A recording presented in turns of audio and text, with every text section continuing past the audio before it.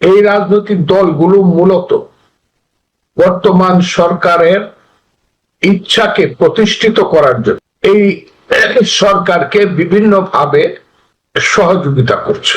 অথচ এই সরকার এই রাজনৈতিক দলগুলোকে মনে করছে তারা হলো তাদের সাইকোপ্যাথ। যদি কোনো কথা ইউনূস সাহেব না শুনতে চায়, তাদেরকে মনে কষ্ট দেয়, তখন বাইরে আইসা কিছু সমালোচনা করব, সমালোচনা করার পরে আবার ডাকবে, আসো আসো তোমাদের জন্য আমি সিন্নি সালাত রাখছি, আইসা বৈশাখ কথাবার্তা বলে দাও।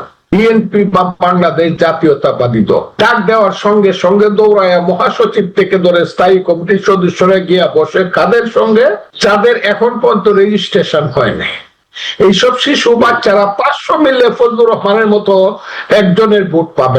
একবার বলতে পারে না আমার দলটা যে ঠিক আছে আপনি যদি কথা বলেন আমরা যাব, কিন্তু আপনি আমাদের সঙ্গে এককভাবে কথা বলবেন। আমরা এই বাসুরদের পাশে রাখা এদের সঙ্গে আমরা বসবো। আমার দল এই কাজটা করে যে ইউনূস সাহেব ডাক দিলেই যায়। যারা 4 দিন আগে স্লোগান দেয় 1 2 3 4, যারা 3 দিন আগে স্লোগান দেয় গাছের ডালে খাওয়া তারেক রহমান উমুক, যারা স্লোগান দেয় আমার ভাইয়ের রক্তে লাল তারেক রহমান উমুকের আল, বিশ্রী কুশ্রী স্লোগান দেয় আমাদের নেতা নেত্রীদের নামে, শহীদ জিয়াউর রহমানের ছবি যারা পদদলিত করে তারেক রহমান খালেদের ছবি, তাদের সাথে দেখে গিয়ে বসে বসে হাসছে হাসছে কথা।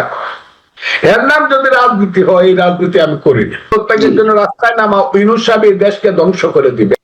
320টা ভোট পাইছে পার্লামেন্ট ইলেকশন করিয়া, এরা এখন বিশ্ববিখ্যাত নেতা এই সরকারের।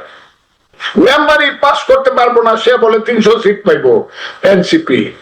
কিন্তু ইলেকশনটা দেয় কিনা, দিন ইলেকশন দেওয়ার কথা ফেব্রুয়ারি মাসের প্রথম সপ্তাহে যদি ইলেকশন দেয়, বিএনপি আমার সিনিয়র নেতাদেরকে গিয়ে 100 বার সালাম করবো। মানুষ আমাদের মহাসচিব জনাব মির্জা ফখরুল ইসলাম আলমগীর বলছে দেশে দক্ষিণপন্থী রাজনীতির উত্থান ঘটেছে।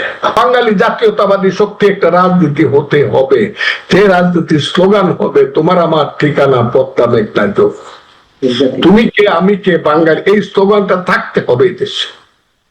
যদি জোর করে আটকানো হয় তাহলে এই দেশ সাম্প্রদায়িক শক্তির হাতে চলে যাবে। রাজনীতি দেশে আসবে, প্রগতিশীল গণতান্ত্রিক রেডিক্যাল মুক্তিযুদ্ধের পলিটিক্স এই দেশে আসবে। এই দেশে মুক্তিযুদ্ধের পলিটিক্স না আসলে এই দেশে 30 লক্ষ লোকের রক্ত বৃথা যাবে।